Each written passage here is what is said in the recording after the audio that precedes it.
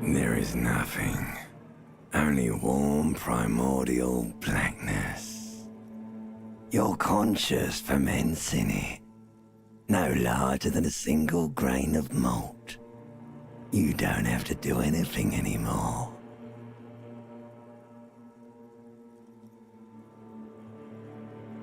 Ever. Never, ever. Never, ever, ever, baby. An inordinate amount of time passes. It is utterly void of struggle. No ex-wives are contained within it.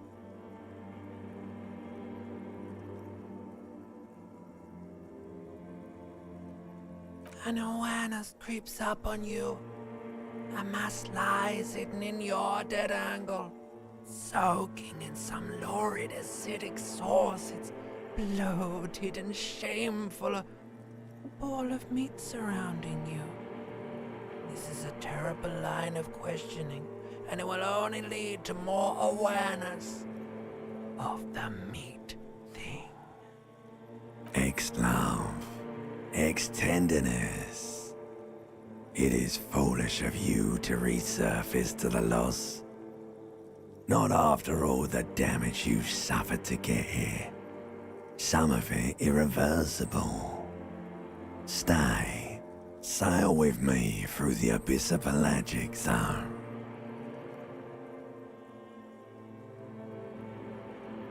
Do you really? You wouldn't like it if I told you what was back there. Why'd you think you had to bludgeon yourself into oblivion? Or did you not sense yourself marinating? Poured so much on yourself, got a bit carried away, did we, Chef?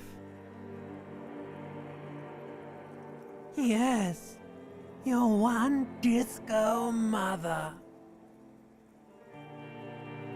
There's this giant ball there. And evil apes. And the evil apes are juking it out on the ball. You're one of them. It's basically all just evil apes juking it out on a giant ball. You can't even make out it's a ball when you're juking it out. It's that large.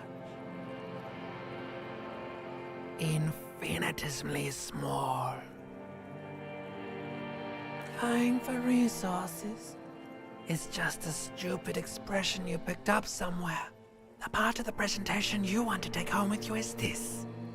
You have to beat the other evil apes in the face, or you lose. Yes, it is.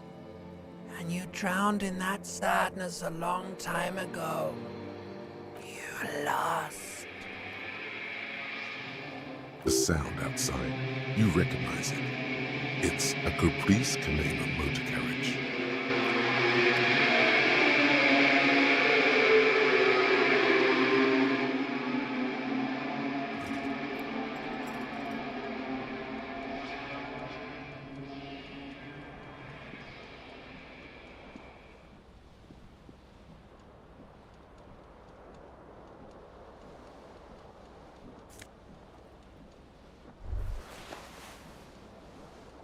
You hear a jingle. Keys are clinking in the pocket of your flare-cut pants. It says, whirling in rags, on the aluminium key ring. There is a single key on the ring. The number 1 is etched on it. It should open the door.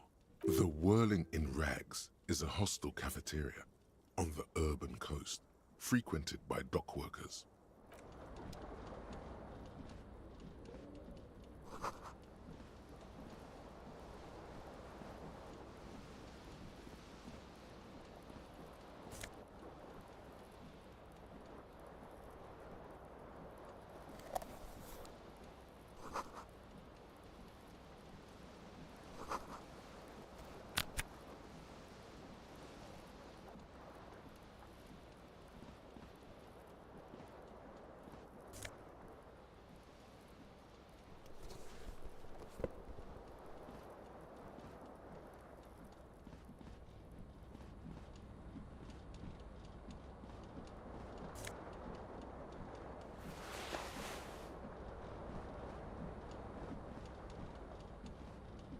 This fan has two chain pull switches.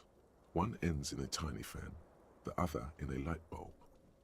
A truly horrific necktie has somehow attached itself to one of the blades. You swoop up and catch the tie.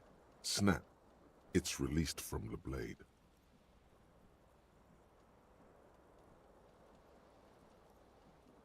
What you have in your hand is a truly hideous necktie with 4 or 5 different patterns. The knot reminds you of a noose. A terrible mistake. Turn the lights off immediately. You can practically feel the photons burning a hole in your brain. The lights are off.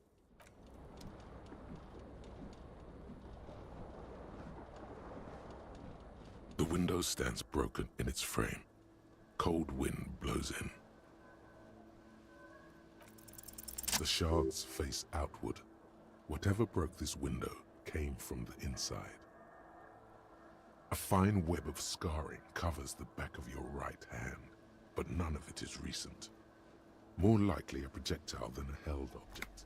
There are no fragments on the floor from pulling a tool back in after impact. It is too large for a bullet, yet too small for a piece of furniture. You're looking for something heavy and larger than your fist. The single green shoe you found fits the hole almost as well as your foot. It would have also been heavy enough if thrown with force. Congratulations, you smashed the window with your own shoe. Now you only have one. If you're lucky, you can still find the other one on the balcony outside. The door to it should be outside your room.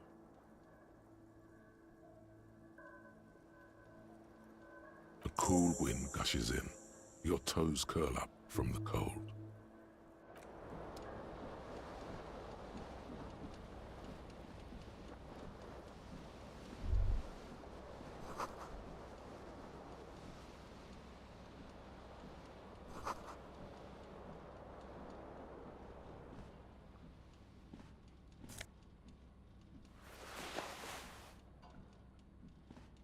A mirror hangs above a bent and broken sink. In a fierce discharge of masculine energy, someone has ripped half the faucet off. Was this not the same Elo that founds empires and lays waste to cities? Virile, uncaring towards the little things? Probably not, no. Hot water sprays from the faucet's base, and steam covers the mirror. You cannot see yourself. Just a vague impression of a man. Suddenly, you realize you have no memory of the face that awaits you there, underneath the soft vapor. As you slowly reach your hand towards the surface of the mirror. Abort. You clearly have not thought this through. You won't like what you see there, and you will never unbecome it.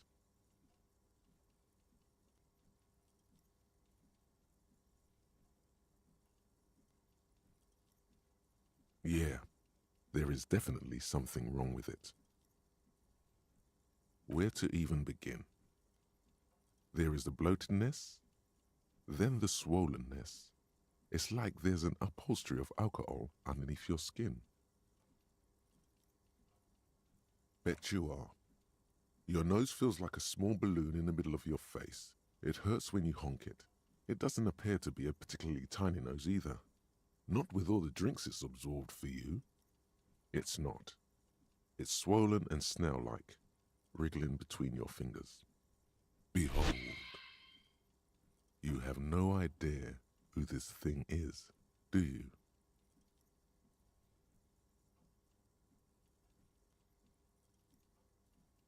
Too late. You clearly have rigor mortis on your face. Or wait, is that an expression? Are you trying to make an expression with that face? Why? Please stop. It's horrible. You're scaring yourself. Oh my God. You can't stop. It's like it's not even voluntary anymore. You have worn that grin into your face and now it won't. What does it even mean? What is the emotion you're trying to convey?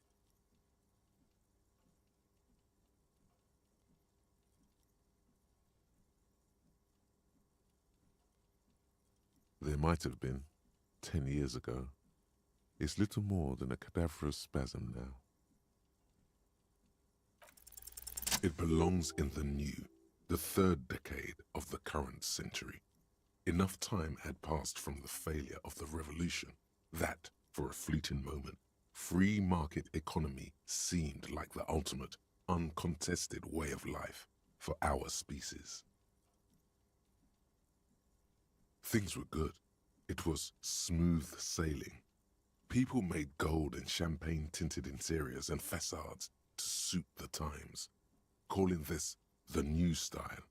But more importantly, disco happened. For Revachol, your city, that meant only one thing. Guillaume le Million. If it doesn't rhyme, you're not pronouncing it right.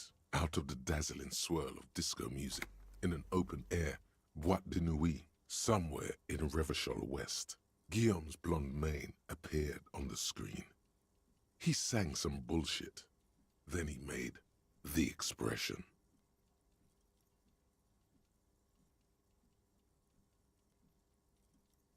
Everyone loved it. Maybe you thought some of the stardust would rub off on you. Maybe it did. Either way, it's all gone now. Only the grimace remains. The click is used to spur on a horse. It also features heavily in Guillaume le Million's regional mega hit, Don't Worry, Your Pretty Little Head. Some 20-odd years. There is a vast ocean of time between right now and the expression. Looking good on you, or anyone. Humanity has run aground in that time. It's a different world now. The expression is a relic. You have some understanding of the near history of disco. The rest is darkness, aside from the useless fact that the motor carriage outside was a caprice cinema. It doesn't have to be. You can swoon over Guillaume and his champagne-corked smile whenever you want to. Maybe some of the stardust will return.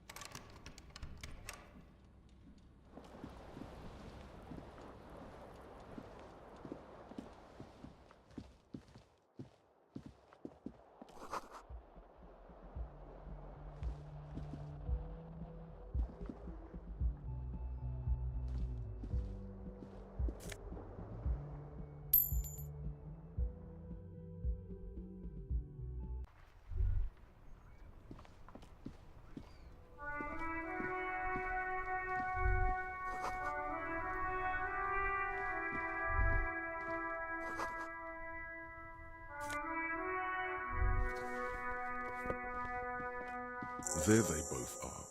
Two identical shoes, both copiously green and indiscriminately snakeskin, reunited on your feet like two baby crocodiles. Good, they're balanced, comfy.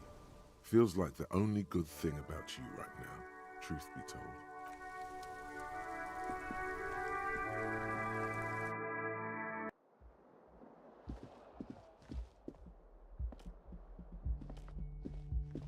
Hello, officer. The young woman raises a cigarette to her lips. Her eyes are brown and her face is speckled with birthmarks. She can't be more than 28. A silver jumpsuit falls off her like scale armor, sparkling. This is the sparkle of too many nights out on the city. No. Because you're a police officer, sir.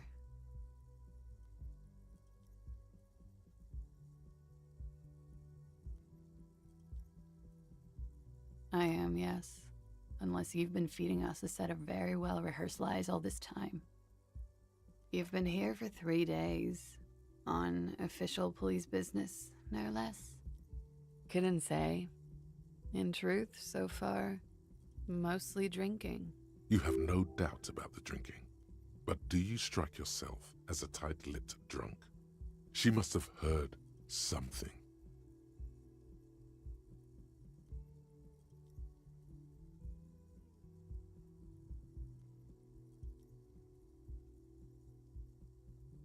She nods.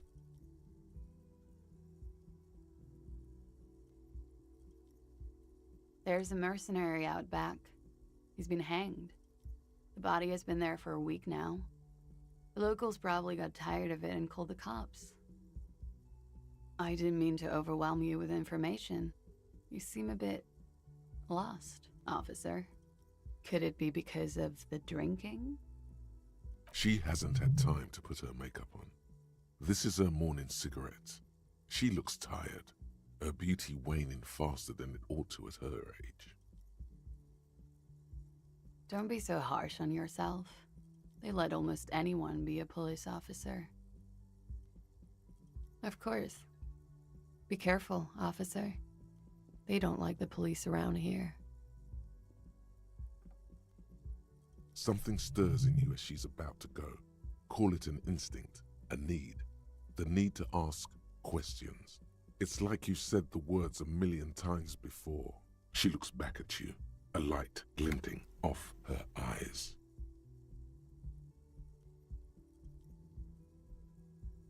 Yes. The dock workers are pretty cocky. They think they're police enough. At least here on the coast. I can't say about the rest of the city.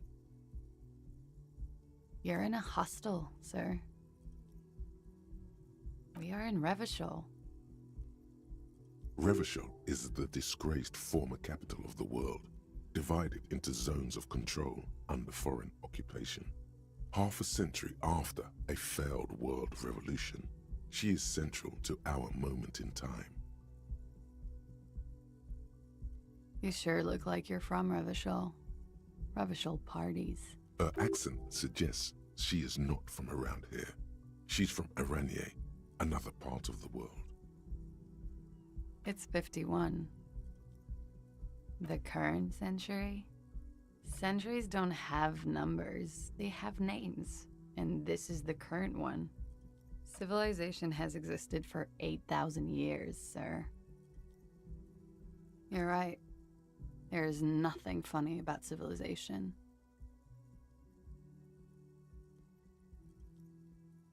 There was the usual ruckus. Loud disco music. I couldn't say. It's impossible to hear people speaking from over here. Oh, yes. Various artists. Ostentatious orchestration prime among them. Oh, that. Yeah. Whoa. The less said about OO, the better. OO were huge where I come from. I was very young then, of course. Like 7. Life gets hard, but we go on.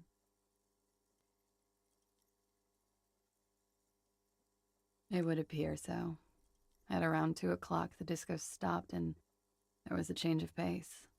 A slow, sad song started playing, like organ music on repeat. That went on for quite a while. Some of the time, you were yelling along to it.